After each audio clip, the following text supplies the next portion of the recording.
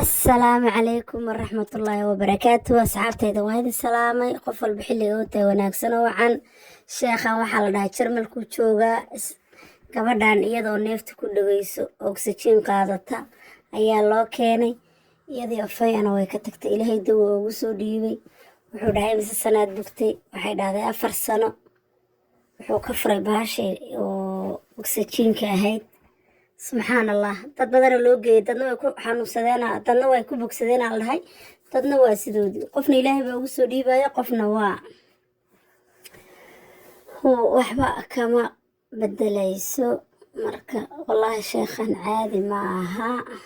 ماما اختي تعلمي الحجاب كل زين، سوي هذا حجاب جيد، سوي ماسك، انت هم سوي ماسك، سوي ماسك، انت تعلمي اختي سوي ماسك.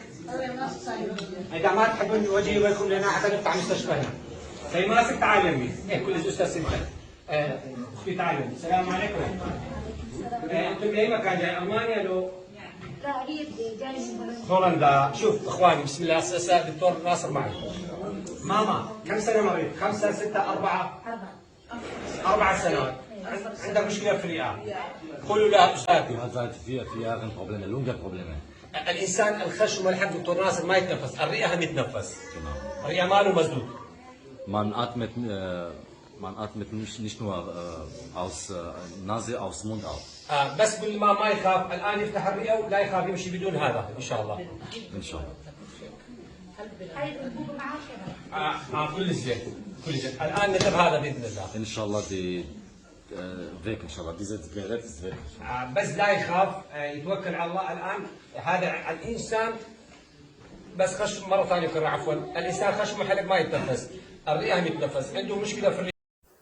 wuxuu dhahay sheekhu qofku kama nafiso dhahay afka wuxuu ka nafisaa sanbabada maadaama sanbabada ka nafiso waxay u baahan tahay in ay qaadato ilaajka dawada aan siisay haday u qaadato 4 bilood way ku bogsanaysaa marka ilaahay ha ugu soo dhiibo qof oo haan dhan oo oxygen istaba wada wallahi dhib weeye imika taxliil buu tufayaa taxliisha markuu tufo waraabin way cabaysaa bacdeen wuxuu ka furayaa baasha oo sanka kaga jirta xariga oo oxygenka ilaahay ha ugu soo dhiibo rabbiga weyne wallaahi way dhiban tahay duqdaan hadhow toolayntu ka kaxaysa laakiin wuu jijibine iyada dhan allah caafiye iyada dhan wuu isku celceline waxaad moodaa inuu bismillaahi raxmaani raxiim saas luqunta ugu dhagay gacmaha meel walba waa amaajiraynaya almuhiim gabigeeda dhan buu isku jijibinaya. الان افتح الشريان ان شاء الله ويجيب هذا علاج طب الانبياء، طب الروحي، طب نبي عيسى موسى محمد صلى الله عليه وسلم، لان يخدمكم يا اوروبا، لان انتم انسان مطهرين طيبين مثقفين نحبكم. ان شاء الله wird sie geheilt ان شاء الله gleich. Dieses Gerät wegschmeißen ان شاء الله. wuxuu samaynayaa markaan wuxuu ka furay xariga ay ku neefsato bacdeen luqunta sanbabada feedhaha eegmaka labada meelood gacmaha ka gelinayaa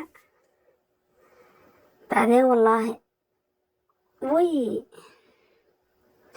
ilaahay ha ugu soo dhiibo dawo caafimaad qabta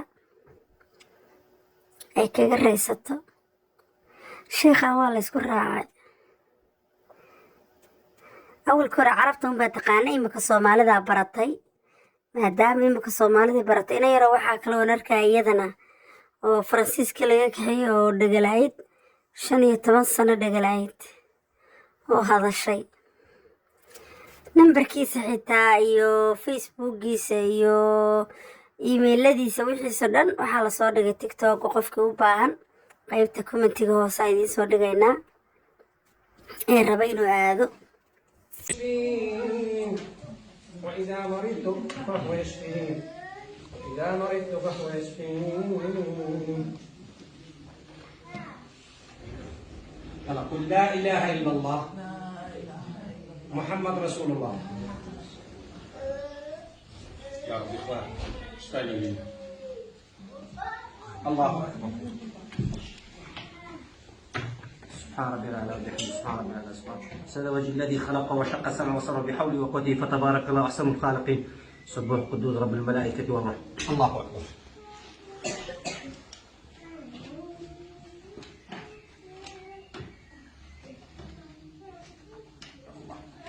ماما سيا كده، أمي سيا كده، أمي سيا كده. مرة ثانية. يلا أمي. كل شيء لا تخافي. كل شيء. سيا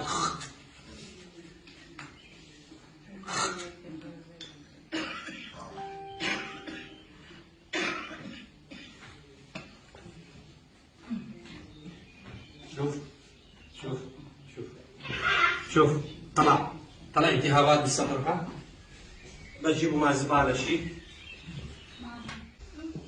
يا الله يا ربي ما من أحد ولا فلوس. بسم الله. iminka waa ka furay oksijiinkii wuu ka furay alxamdulilaah caadi u neefsanaysaa marka horese laakiin lo uu ku jiro oksijiinku mahayna maynan waa taa kacday haantiyaa laga bixiyey wuu kaxeeyey subxaan allah oo taa iyadoo keligeeda socota markii horena haantaa la garab waday